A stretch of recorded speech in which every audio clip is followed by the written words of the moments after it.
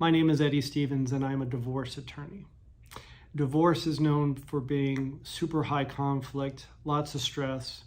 Most of my peers are totally burnt out. If you're a family law professional, you have to be very careful because you're exposed to so much toxicity. It's like working with poison. I have to take active countermeasures to ensure my mental wellness. You might be asking yourself, why would anyone want to do this? Not only am I a divorce attorney, but I love being a divorce attorney. I get to be the difference my family needed when we were in crisis. When I was a kid, I grew up in Miami, had an older sister, two parents that loved me very much, but they both had significant substance abuse problems. My childhood was very chaotic. When I entered high school, my mother passed away because of her addiction. This was devastating. See, back in the 1980s, we didn't understand the impact of adverse childhood experiences on young people. We didn't know that toxic stress disrupts the neurological development of a young person's brain. But now we do. And there are several mental health professionals in my life that have told me that based on what I went through, I'm lucky. I'm lucky. I didn't think so at the time. I had to move in with my grandmother. She paid for things, gave me shelter, but she had already raised her children, and I was kind of left to figure out school and getting into college. I thought I was all alone, but I wasn't. In fact, I had angels that would appear at critical moments in my life when obstacles presented themselves to help me navigate around those obstacles, and they would manifest them in different ways. My friend who taught me how to cook or do routine maintenance on my car, taught me how to clean my clothes. My friend's mom who taught me the importance of seeing things from a different perspective, the importance of gratitude. I learned a lot about empathy from her. My 10th grade gym coach who would ask me how I was doing on days where I wasn't doing that well. But that was a physical sign I was not alone.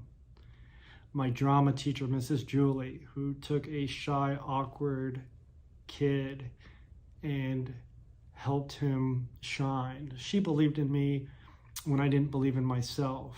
When I was 16, I wrote a play about a boy who had lost his mother. She let me direct it, and it toured all over Miami. This had a profound impact on my confidence. And it showed me that I could create something that not only helped heal myself, but had an impact on those around me. In college, I went and started to study motion picture production. But as you could tell, I craved stability and wanted a family. And I saw my uncle, who was a successful Palm Beach attorney, a divorce attorney. And I saw how he was able to help his clients, how he was able to care for his family, navigate life. And I had a light bulb moment. Get a ticket to practice law and go learn from my uncle. Yet another angel placed in my path. And once I made the decision, getting from point A to point B wasn't so hard. And I learned I was pretty good at divorce. Because of the trauma I had been through as a child, I was able to help deal with other people's trauma. I had a lot of guilt for not being able to help my mother. And now helping others actually cures some of those psychological scars. And then something amazing happened. I learned I could help people without just being a lawyer. Early in my career, one of the paralegals that worked with us was having a difficult time raising her daughter. She had a 16-year-old, Kathleen, and this time Kathleen got in trouble for going to Manalapan Beach, underage drinking with a bunch of older boys. Her mother was beside herself. She didn't know what to do. So I don't know much about raising teenage daughters, but I do know something about the law, and I had an idea. I was going to leave a message on their answering machine. Now, you might remember what an answering machine is. If not, it's kind of like a communal voicemail for the whole family. So I left a message. Hello, this is Officer Stevens from the Manalapan Police Department. I'm calling about the incident last night involving Kathleen. We're going to need to speak to her. Would you please bring her down to the station for questioning? Click. Angelic? Okay, maybe a little mischievous, but it worked. Kathleen got home from high school, got the message, called her mother in a frenzied, terrified state, and we knew the lesson had worked. Now, her mom didn't want to cause permanent damage, so she told Kathleen that Officer Stevens wasn't real. And I learned I had a superpower. I had the ability to help people, no matter how mischievous, and to actually make a difference. And I've been doing so now one person at a time. When I was young, I would look for these angels. Now I look for opportunities to be the angel, and I actually put myself in the traffic where these opportunities occur.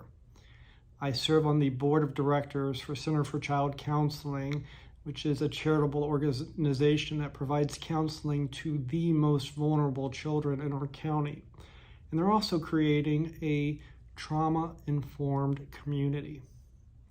I serve on the Board of Governors of Leadership Palm Beach County, where I help oversee Leadership Grow, a leadership program for the 50 highest achieving 11th graders in our county.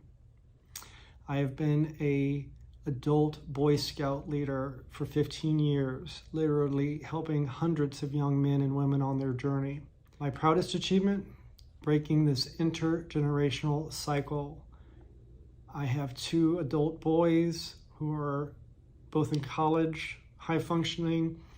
They're doing great. I couldn't be prouder of them. And for that 16-year-old girl, Kathleen, who got in trouble at Manalapan Beach, well, she's doing pretty well as well. I should know. I married her mother. And now I am the grandfather of her 7-year-old child. And we talk about Officer Stevens and we laugh, but I know she appreciates my contribution to her journey. I like to be the angel, the helper of others.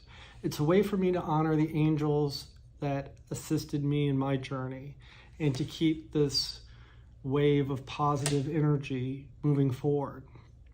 Sometimes as my role as a divorce attorney, sometimes in my role as a community volunteer, but only once by pretending to be a police officer.